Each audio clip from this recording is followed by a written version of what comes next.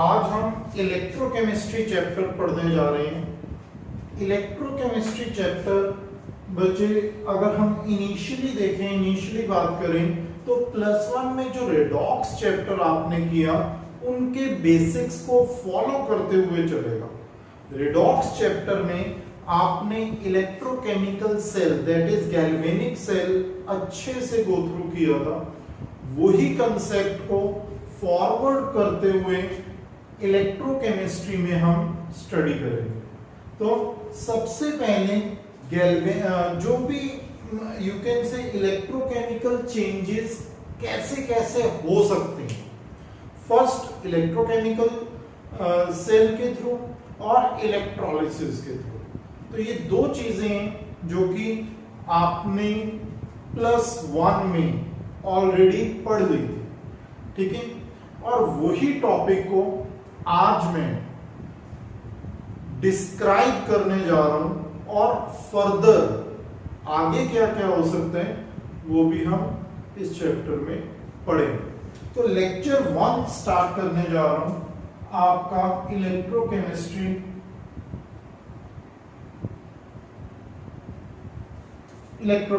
का, ठीक है। और टॉपिक है इलेक्ट्रोकेमिकल सेल।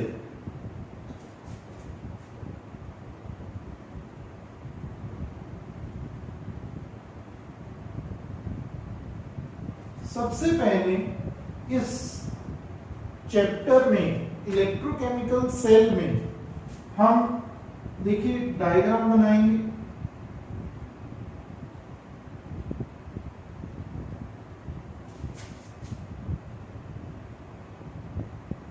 आपको अच्छे से ये डायग्राम बनाना आना चाहिए, ठीक है।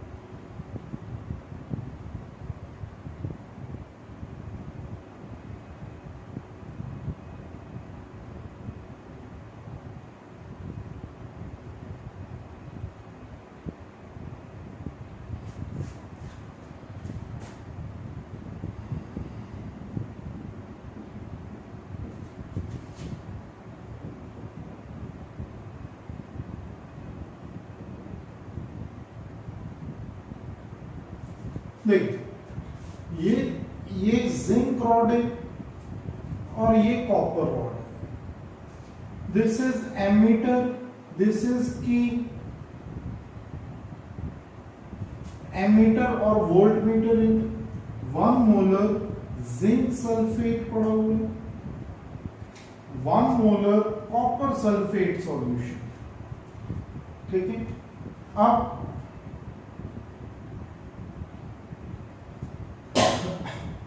अब देखिए होगा क्या।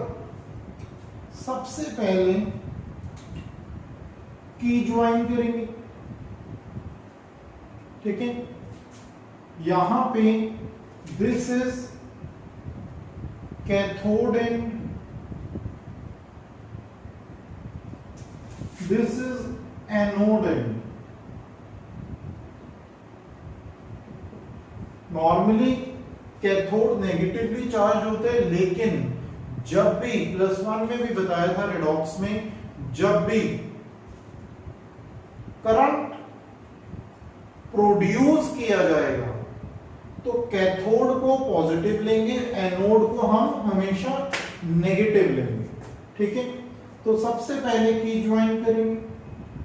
जैसे की ज्वाइन हुई होगा क्या, यहां पे जो जिंक सल्फेट पड़ा है, जिंक 2 पॉजिटिव और SO4 2 नेगेटिव है, चार्ज वाइज। जिंक रॉड में से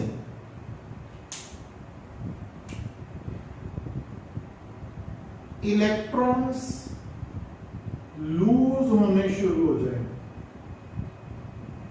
ठीक है, जिंक 2 पॉजिटिव आयन रिलीज करेगा और 2 इलेक्ट्रॉन रिलीज करेगा।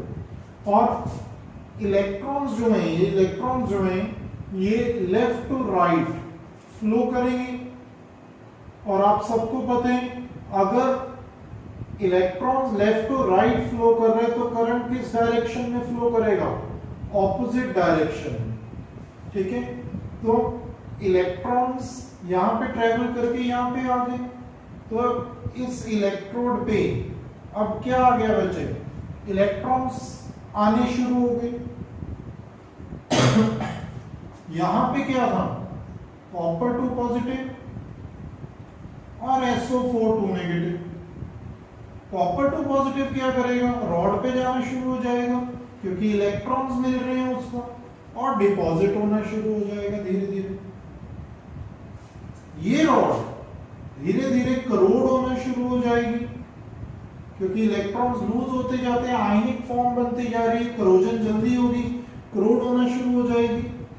और एक टाइम ऐसा आएगा कि यहां पे इस बीकर में जो सल्फेट आयन है उसका भी नेगेटिव चार्ज के इलेक्ट्रॉन्स यहां पे जाना शुरू हो जाएंगे। ठीक है, बड़े ध्यान से समझना। इस पूरे बीकर में सल्फेट पे नेगेटिव चार्ज है तो इलेक्ट्रॉन्स उसके भी एक्यूमुलेट होना शुरू हो जाएंगे और ट्रांसफर होना शुरू हो जाएंगे। कुछ टाइम बीइंग के बाद इस पूरे बीकर में सारा का सारा कॉपर 2 पॉजिटिव आयंस किधर आ जाएगा? रॉड पे आ जाएगा। जब ये रॉड पे आ गया बच्चे, ठीक है, एक्यूमुलेट हो गया रॉड पे, ठीक है, तो इस बीकर में कौन सा चार्ज आ जाएगा?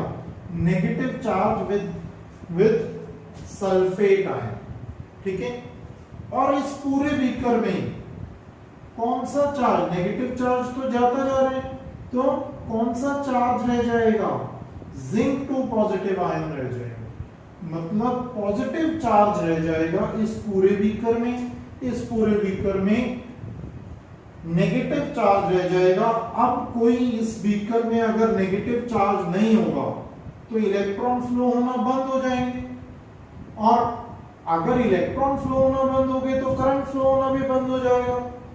और अगर करंट फ्लो होना बंद हो गया तो एमीटर हमारे को बता देगा कि कोई भी करंट फ्लो नहीं हो रहा। एमीटर और वोल्टमीटर दोनों से पता लग जाएगा। अब यहां पे हम इस सेल को at that point of time dead cell बोल देंगे। ठीक है, अब डेड सेल को हम रीवर्क करवाना चाह रहे हैं, हम दोबारा यूज में लाना चाह रहे हैं, तो हमें बच्चे क्या करना पड़ेगा?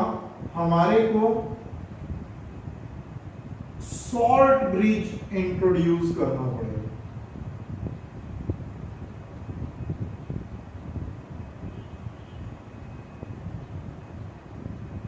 इन्वर्टेड यू ट्यूब भी कह सकते हैं। इस सॉल्ट ब्रिज में ग्लास कॉटन इनके दोनों एंड्स पे लगाई जाएगी, ग्लास कॉटन, और इस सॉल्ट ब्रिज में KCl सॉल्यूशन रखा जाएगा। ठीक है, अब क्या है? KCl स्ट्रॉन्ग इलेक्ट्रोलाइट है, क्या करेगा? Cl नेगेटिव आयन यहां पे आना शुरू हो जाएगा क्योंकि इस बीकर में क्या है? पॉजिटिव चार्ज है, नेगेटिव चार्ज की कमी है। और इस बीकर में क्या है? नेगेटिव चार्ज है, पॉजिटिव चार्ज की कमी है, तो K पॉजिटिव आना शुरू हो जाएगा। अब होगा क्या? ये Cl नेगेटिव का नेगेटिव चार्ज यहां पे जाएगा रॉड पे। रॉड क्या करेगा? धीरे धीरे इलेक्ट्रॉन को ट्रांसफर करेगा। ये इलेक्ट्रॉन ट्रांसफर हो गया, के पॉजिटिव क्या करेगा, उस इलेक्ट्रॉन को कैप्चर कर लेगा। मतलब दोबारा से Cl नेगेटिव आता जाएगा, के पॉजिटिव इधर आता जाएगा, धीरे धीरे क्या होगा, इलेक्ट्रॉन फ्लो होना फिर से शुरू हो गया। एमीटर हमें बता देगा और वोल्टमीटर हमें बता देगा कि दोबारा से करंट फ्लो होना शुरू हो गया है। तो with the help of salt bridge dead cell को रीवर्क करवाया जा सकता है। और ये सॉल्ट ब्रिज बच्चे सर्किट भी कंप्लीट कर रहा है, ठीक है। दोनों बीकर्स को चार्ज वाइज कंबाइन भी कर रहे हैं और इस इन्वर्टेड यू ट्यूब के कारण सेल मैक्सिमम वर्क कर सकता है, ठीक है। और ये कॉटन ग्लास कॉटन क्यों लगाई गई है, ताकि जो आयंस हैं वो एप्रोप्रिएट अमाउंट में आए। यहां पे KCl के साथ अगर जेली भी डाली जाती है ताकि ये सेमी सॉलिड फॉर्म में सेमी लिक्विड फॉर्म और सेमी सॉलिड फॉर्म में बदल सके और एकदम सारा का सारा पॉजिटिव चार्ज और नेगेटिव चार्ज फ्लो ना करे, ठीक है। चार्ज सेपरेशन में भी रोल प्ले कर रहे सॉल्ट ब्रिज, इक्वल चार्जेस भी प्रोवाइड कर रहे, जितना नेगेटिव उतना पॉजिटिव। तो ये बहुत इंपॉर्टेंट रोल है सॉल्ट ब्रिज का। तो मैंने अभी आपको डिस्क्राइब किया डायग्रामेटिकली इलेक्ट्रोकेमिकल सेल। अब मैं रिएक्शन वाइज आपको बताऊंगा कि कौन कौन सी रिएक्शंस रोल प्ले कर रहे हैं। देखिए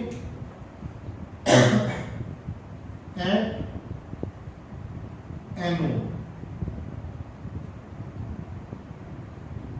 क्या हो रही है, एनोड पे क्या हो रही है, इलेक्ट्रॉन लॉस हो रही है।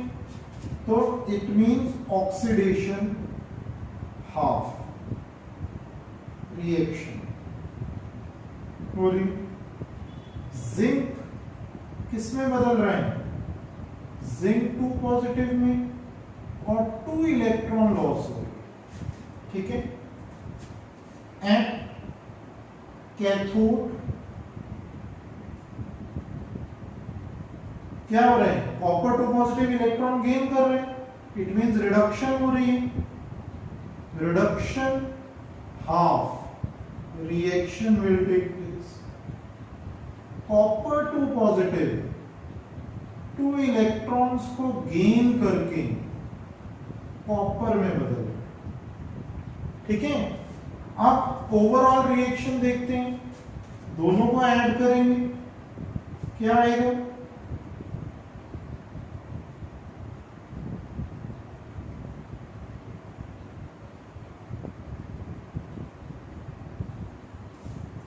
ये ओवरऑल रिएक्शन आ जाएगी, ठीक है। तो ओवरऑल रिएक्शन आ गई, तो इस ओवरऑल रिएक्शन को क्या कहेंगे, रेडॉक्स रिएक्शन, ठीक है। अब इस ओवरऑल रिएक्शन को हम लिखना सीखेंगे और यू कैन से रिप्रेजेंट करना सीखेंगे और इस पूरे सेल को एक शॉर्टर फॉर्म में रिप्रेजेंट करना सीखेंगे। उसको हम सेल रिप्रेजेंटेशन बोलेंगे, सेल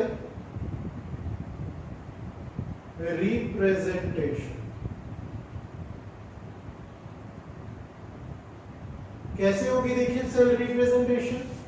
सबसे पहले इस तरह हम सॉल्ट ब्रिज को रिप्रेजेंट करेंगे इस तरह। ये इसका मतलब होता है salt bridge, double parallel lines, ठीक है। और इसके लेफ्ट साइड पे हमेशा याद रखना एनोड होगा। एनोड पे क्या हो रहा है, जिंक 2 पॉजिटिव में बदल रहे हैं, तो हम लिख देंगे जिंक किस में बदल रहे हैं, जिंक 2 पॉजिटिव एक्वस में, ठीक है। और राइट साइड पे हमेशा क्या आएगा, कैथोड एंड, कैथोड में क्या हो रहा है, कॉपर टू पॉजिटिव किस में बदल रहा है, कॉपर में। तो कॉपर टू पॉजिटिव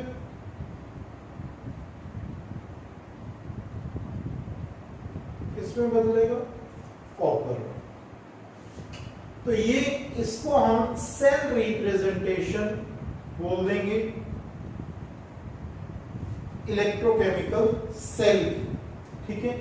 यहां पे आप लिख सकते हैं 1 molar zinc sulphate, 1 molar copper sulphate. तो ये ओवरऑल सेल रिप्रेजेंटेशन आपको मैंने बना के बताई। किसी और एलिमेंट्स की भी सेल रिप्रेजेंटेशन आपको आ सकती है। आगे देखते हैं। इसके बाद नेक्स्ट पार्ट है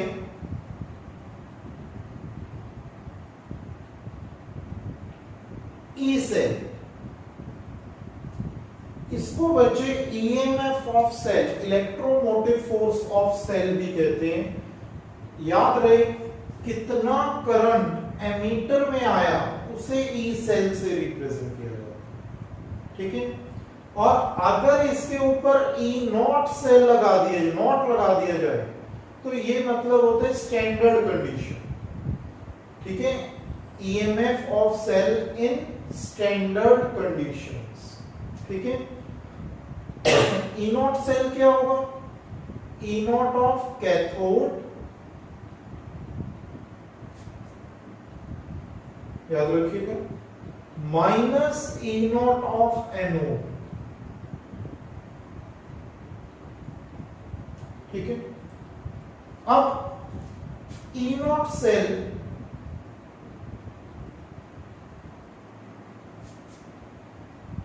कैथोड पे क्या हो रहा है, कॉपर टू पॉजिटिव, कॉपर में बदल रहा है। एनोड पे क्या हो रहा है, जिंक टू पॉजिटिव, जिंक में बदल रहा है। यहां पे समझने वाली बात है, एक्चुअली तो जिंक टू पॉजिटिव में बदल रहे हैं, देखो जिंक टू पॉजिटिव में बदल रहे हैं, लेकिन हम एनोड पे zinc two positive to zinc लिख रहे हैं।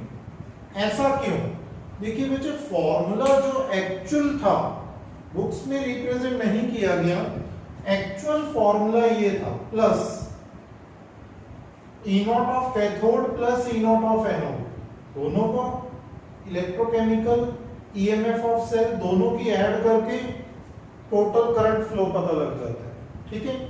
लेकिन जैसे जैसे स्टडीज हुई हमने देखा कि जो सीरीज बनाई गई है वो सारी की सारी रिडक्शन हाफ के मुताबिक बनाई गई है। इलेक्ट्रोकेमिकल सीरीज आपने +1 में भी की थी रिडॉक्स चैप्टर में लास्ट। तो रिडक्शन हाफ के हिसाब से ही हमें जज करना पड़ेगा। अगर मान लीजिए प्लस होता तो जिंक क्या होता, जिंक टू पॉजिटिव में बदलता। अब हमने क्या कर दिया, जिंक टू पॉजिटिव को पहले लिख दिया, जिंक को बाद में लिख दिया, तो ये पॉजिटिव साइन को क्या करना पड़ा, नेगेटिव बनाना पड़ा। तो हमने एक स्टैंडर्ड बना दिया जो कि इस तरह से रिडक्शन हाफ को शो कर दो। तो ये नेगेटिव साइन का मतलब आपको समझ आ गया कि रिडक्शन हाफ के हिसाब से रिप्रेजेंट करने के लिए हमने इसको पर्पसली पॉजिटिव की जगह नेगेटिव के थ्रू रिप्रेजेंट किया, ठीक है। अब point is that E not cell, तो आपको पता लग जाएगा कितना करंट फ्लो हो रहा है वहां से। आप सेपरेटली अगर ईएमएफ ऑफ कॉपर रॉड निकालना चाहो या separately EMF of zinc rod निकालना चाहो सेपरेटली, क्या आप फाइंड कर पाएंगे? इस वे से तो नहीं कर पाएंगे। मैं आपको एक एग्जांपल बताता हूं। लेट अस सपोज ये साइड है ही नहीं, हम चाहते हैं इस रॉड का करंट फाइंड करना, जब ये रॉड है ही नहीं, सोच लो ये है ही नहीं बच्चों, तो क्या ये इसके बिना अपना करंट बता पाएगी? नहीं बता सकती। वैसे सेम वे में अगर आप कॉपर का निकालना चाहें सेपरेटली, तो ये बीकर है ही नहीं, मान लीजिए रॉड है ही नहीं जिंक की, ठीक है ना, तो क्या इसमें सिर्फ इसके थ्रू आप बता पाओगे कि कितना करंट फ्लो हो रहा है? नहीं बता पाओगे। तो यहां पे इस बीकर में जो कॉपर रॉड है वो भी अलग से अगर हम देखें तो नहीं बता पाएंगे, और ये भी अलग से देखें तो नहीं बता पाएंगे। तो हम ये कह सकते हैं कि separately electro EMF of cell कितना करंट फ्लो करेगा कॉपर रॉड और जिंक रॉड, सेपरेटली हम इस मेथड के थ्रू नहीं बता सकते, ठीक है। तो हमें क्या करना पड़ेगा, क्या चेंजेस लानी पड़ेंगी ताकि हम इनको सेपरेटली फाइंड कर सकें? क्योंकि आप समझ सकते हैं कि E0 सेल तो बच्चे थ्योरेटिकली तो आ नहीं पाएगा अगर हमें ये अलग अलग वैल्यूज नहीं पता होंगी। क्या आएगा? प्रैक्टिकली ही पता लगेगा जब हम इन दोनों के पूरा अरेंजमेंट करेंगे। बट बच्चे केमिस्ट्री को हम पहले थ्योरेटिकली भी तो पढ़ना चाह रहे हैं, हमें पता तो लगे कि सेपरेटली इनका करंट क्या होता है। तो उसके लिए साइंटिस्ट ने स्टैंडर्ड हाइड्रोजन इलेक्ट्रोड को इंट्रोड्यूस किया, that is known as SHE. अब आपको मैं इससे नेक्स्ट पार्ट में स्टैंडर्ड हाइड्रोजन इलेक्ट्रोड के बारे में बताऊंगा।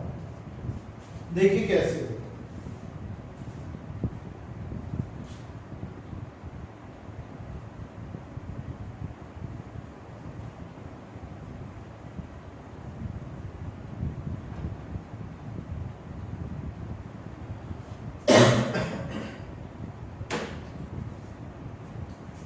देखिए बच्चे, अब मैं आपको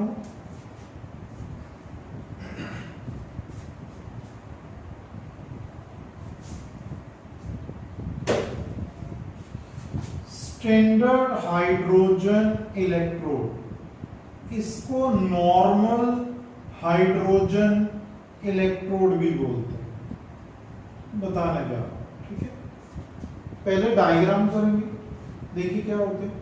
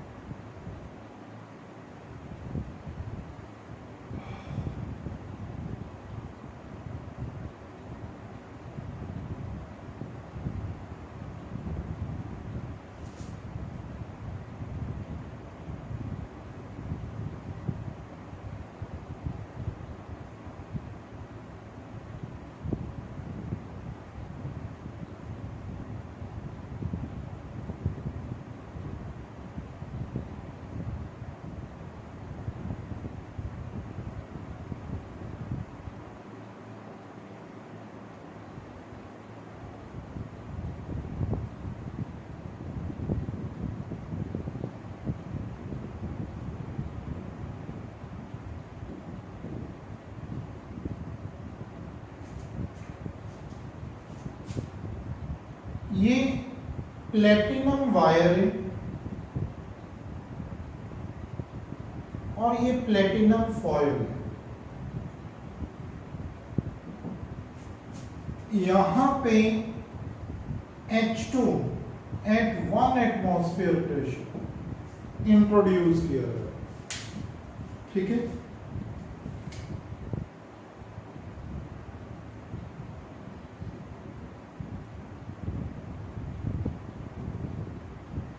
इस तरह। अब देखिए बच्चे, बड़े ध्यान से समझना, स्टैंडर्ड हाइड्रोजन इलेक्ट्रोड ये, ठीक है। अब 1 मोलर HCl सॉल्यूशन यूज किया जाता है, ठीक है। अब एस एनोड, अगर स्टैंडर्ड हाइड्रोजन इलेक्ट्रोड को एज एनोड आप यूज करते हैं तो रिएक्शन होगी H2 at equilibrium gives you 2H positive plus 2 electrons. Clear? और एज कैथोड यूज करते हैं तो रिएक्शन होगी बच्चे opposite, 2H positive plus 2 electron at equilibrium gives you H2। तो बहुत सिंपल सा क्राइटेरिया है, एनोड में इलेक्ट्रॉन लॉस होते हैं और कैथोड में इलेक्ट्रॉन्स गेन होते हैं। ये हमने स्टैंडर्ड हाइड्रोजन इलेक्ट्रोड को इस तरह से यूज में किया। अब देखिए, अब मैं अप्लाई करके बताने लगा। देखिए इसी तरह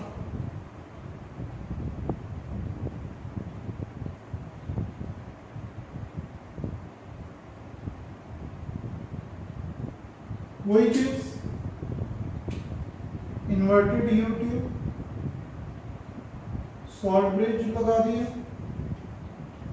KCl,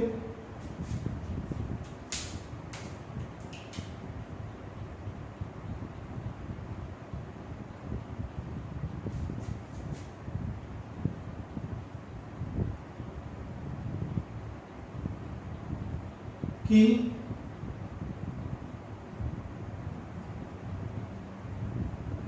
वोल्ट मीटर या एमीटर,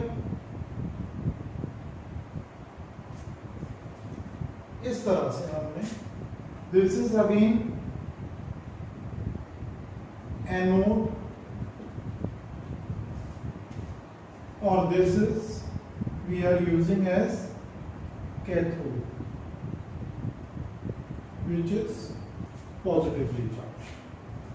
अब देखिए वही सेम कंसेप्ट याद रहे, स्टैंडर्ड हाइड्रोजन इलेक्ट्रोड के थ्रू कोई भी करंट प्रोड्यूस नहीं होता, तो हमने इसको जो इंट्रोड्यूस किया इसके कारण तो करंट प्रोड्यूस नहीं हो रहा, तो अब जो एमीटर में करंट आएगा वो किसका करंट होगा? सिर्फ जिंक का करंट होगा। पर्पस सॉल्व हो गया। वही तो हम करना चाहते थे सेपरेटली। तो रिएक्शन वाइज देखते हैं।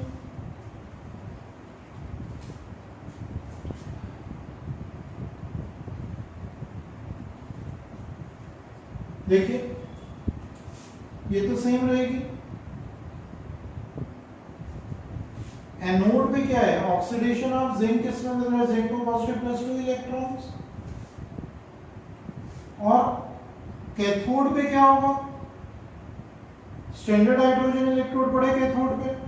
कैथोड पे रिएक्शन बता दी मैंने।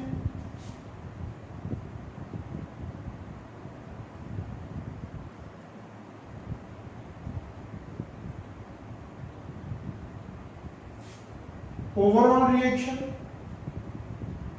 ऐड करें,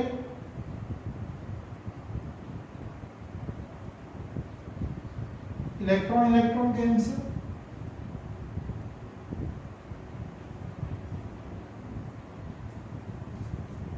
ठीक है, आ गया। अब सेल रिप्रेजेंटेशन करो। लेफ्ट साइड पे क्या होता है? ऑक्सीडेशन हाफ,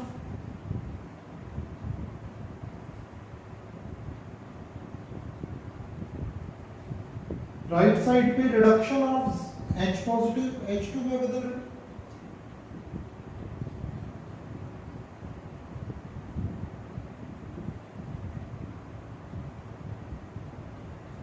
अब आप कहेंगे सर हमने कोफिशिएंट नहीं यूज किया।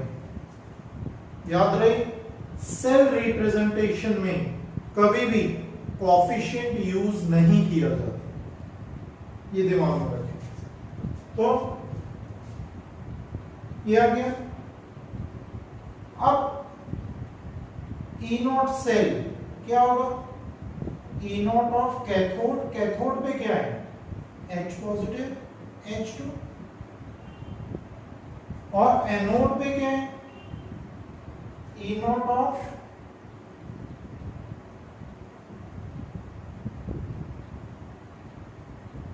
Zinc two positive zinc. यहां से हमें ई नॉट सेल का पता लगा। मैं बार बार बोल रहा हूं, ई नॉट सेल हमने एक्सपेरिमेंटली फाइंड किया, वो है 0.76, ठीक है। और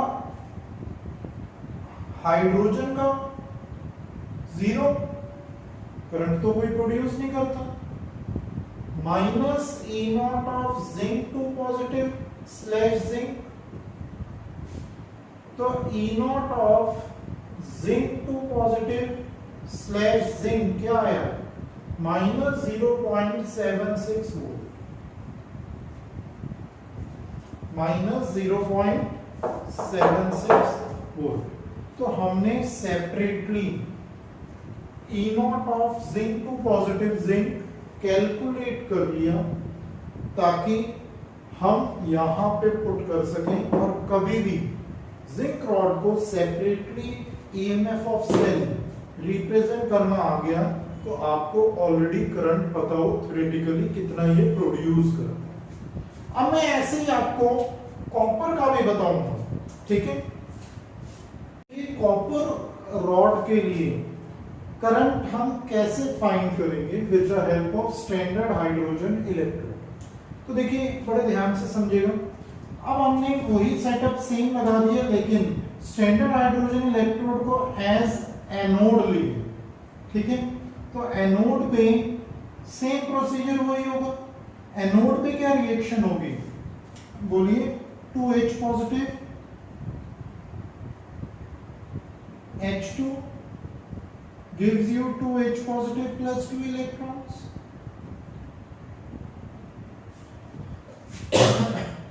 ठीक है। और कैथोड पे क्या रिएक्शन होगी, कॉपर रॉड के लिए copper 2 positive plus 2 electron gives you copper, ठीक है। तो overall reaction electron cancel, copper 2 positive plus H2 gives you 2H positive plus copper। अब इसको सेल रिप्रेजेंटेशन में रिप्रेजेंट करेंगे। एक बात और बच्चों, यहां पे कैथोड पे इक्विलिब्रियम की साइन की बजाय कि एनोड पे directly H2 2H positive plus 2 electron पे जा रहा है, कैथोड पे भी 2H positive plus 2 electron directly H2 पे जा रहा है, इक्विलिब्रियम का साइन नहीं आएगा। तो आप देखिए इसको सेल रिप्रेजेंटेशन के थ्रू कैसे लिखेंगे, लेफ्ट साइड पे क्या होगा,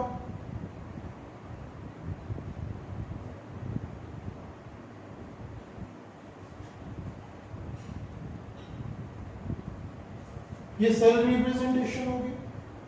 अब E not cell, E not of cathode minus E not of anode, ठीक है। आपको पता है ये कहां से, ई नॉट सेल कहां से फाइंड होगा, स्टैंडर्ड कंडीशन में यहां से फाइंड होगा एक्सपेरिमेंटली। एक्सपेरिमेंटली इसकी वैल्यू आई 0.34 वोल्ट, और E not of copper 2 positive copper, और यहां पे